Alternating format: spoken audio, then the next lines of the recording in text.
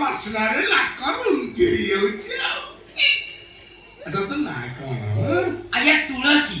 ତୁଳସୀ ନାଁଟା ବି ଚମତ୍କାର ହେଇଛି, ଖାଲି ମହକୁଛି।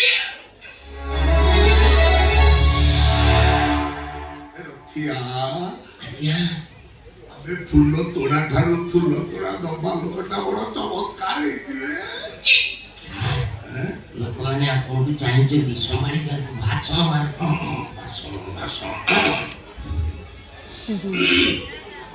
ମୋର ପ୍ରିୟ ଅଞ୍ଚଳବାସୀ, ମୁଁ ଭାଷଣ ମାରେନି, ଯାହା କରିବା କଥା କରିକି ଦେଖେଇ ଦିଏ।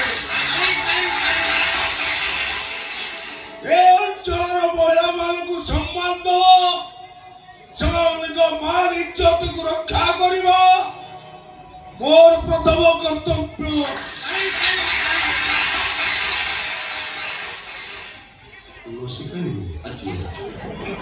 ମୁଁ ଯେ ପର୍ଯ୍ୟନ୍ତ